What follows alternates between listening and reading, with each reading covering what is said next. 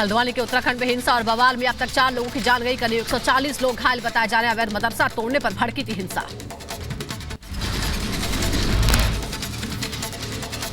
उत्तराखंड के हल्द्वानी में हिंसा और बवाल के बीच बढ़ाई गई सख्ती। पूरे हल्द्वानी में लगाया गया कर्फ्यू। दंगाइयों पर रखी जा रही है नजर।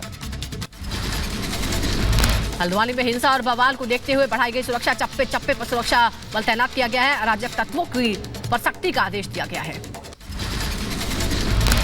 हल्द्वानी में आज सभी स्कूल रहेंगे बंद। प्रशासन ने जारी किया आदेश। इलाके में अर्धसैनिक बलों की भी तैनाती। हल्द्वानी में हिंसा और बवाल की एक और तस्वीर सामने आई है। थाने में दंगाइयों ने जम करके पत्थरबाजी। हल्द्वानी में थाने के भीतर दंगाइयों ने जमकर मचाया उत्पात। कई गाड़ियों को किया आग के हवाले। हल्द्वानी में हिंसा के बाद दंगाइयों को पुलिस ने खदेड़ा। हिंसा में करीब 140 लोग जख्मी हुए। घायल पुलिसकर्मियों की भी तस्वीरें सामने आई। हल्द्वानी हिंसा में जख्मी लोगों को पहुंचाया गया अस्पताल। सभी घायलों का इलाज जारी। हल्द्वानी में उपद्रवियों ने बुलडोजर एक्शन के लिए पुलिस और प्रशासन पर किया पथराव। तस्वीरों में छत से भी पत्थर फेंकते दिखाई दिए लोग। हल्द्वानी में 3 एकड़ सरकारी जमीन पर कब्जा हटाने गई थी पुलिस और प्रशासन की टीम। उपद्रवियों के हमले में जेसीबी का शीशा भी टूटा। हल्द्वानी में हिंसा के बाद उत्तराखंड के सीएम पुष्कर सिंह धामी ने उच्च स्तरीय बैठक की। सीएम ने दंगाइयों को गोली मारने का आदेश दिया। स्थानीय लोगों ने से शांति बनाए रखने की अपील की।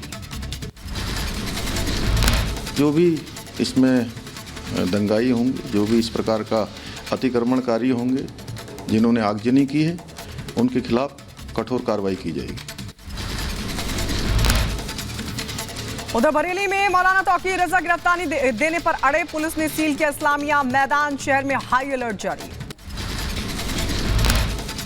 मौलाना तौकीर रजा की गिरफ्तारी के ऐलान पर पुलिस अलर्ट पर है। भड़काऊ पोस्टर पर बरेली पुलिस ने मौलाना समेत 25 लोगों को नोटिस भेजा है। सुरक्षा वापस ली। पूरे एरिया को हमने जगह जगह पे सेक्टर और जोनल में बांटते हुए फोर्स डिप्लॉयमेंट किया है और सेक्टर स्कीम भी लागू की है और प्रॉपर इंतजाम इसके किए जा रहे हैं। काशी और मथुरा पर इतिहासकार इरफान हबीब ने दी प्रतिक्रिया। कहा कि मंदिर को तोड़कर बनाई गई मस्जिदें। इतिहास की कई किताबों में भी इसका जिक्र। मंदिर तोड़कर उन्होंने मस्जिद बनाई औरंगजेब ने, और यही काशी विश्वनाथ के साथ बनारस में हुआ। वो इतना बड़ा मंदिर नहीं था, लेकिन बहरहाल दो राय नहीं है, ये तो तारीखों में ही लिखा गया है। यूपी के संभल पहुंची अनुसूचित जनजाति आयोग की सदस्य साध्वी गीता प्रधान ने पीएम मोदी को भगवान का अवतार बताया। गरीबों का कल्याण करने के लिए ही भगवान के अवतार के रूप में मोदी जी भारत भूमि पर आए हैं। प्रधानमंत्री जी जो है साक्षात वो भगवान का स्वरूप है। वो भगवान के रूप में ही गरीबों का कल्याण करने के लिए देश में आए हैं और ये किसी से छुपा हुआ नहीं है। साध्वी गीता प्रधान ने समाजवादी पार्टी के नेता स्वामी प्रसाद मौर्य पर बोला हमला और कहा कि स्वामी मानसिक रूप से विक्षिप्त हो चुके हैं। देवी देवताओं का विरोध करने वाले छोड़े देश। इस तरीके की हमारे देवी देवताओं के प्रति अशोभनीय बयानबाजी जो भी दल के नेता करते हैं, उन्हें पार्टी से बाहर निकालना चाहिए ऐसे लोगों को, और ऐसे लोगों को हिंदुस्तान में रहने का कोई अधिकार भी नहीं। फेसबुक लाइव के दौरान मर्डर का खौफनाक वीडियो सामने आया। मुंबई के दहिसर में उद्धव गुट के शिवसेना नेता अभिषेक घोसालकर का मर्डर। अभिषेक घोसालकर को हमलावर ने ताबड़तोड़ 3 गोलियां मारी। वारदात के बाद हमलावर ने भी की खुदकुशी। पुलिस मामले की छानबीन में जुटी। अभिषेक घोसालकर का शव पोस्टमार्टम के लिए जेजे अस्पताल लाया गया है। अस्पताल के बाहर भारी सुरक्षा बल तैनात।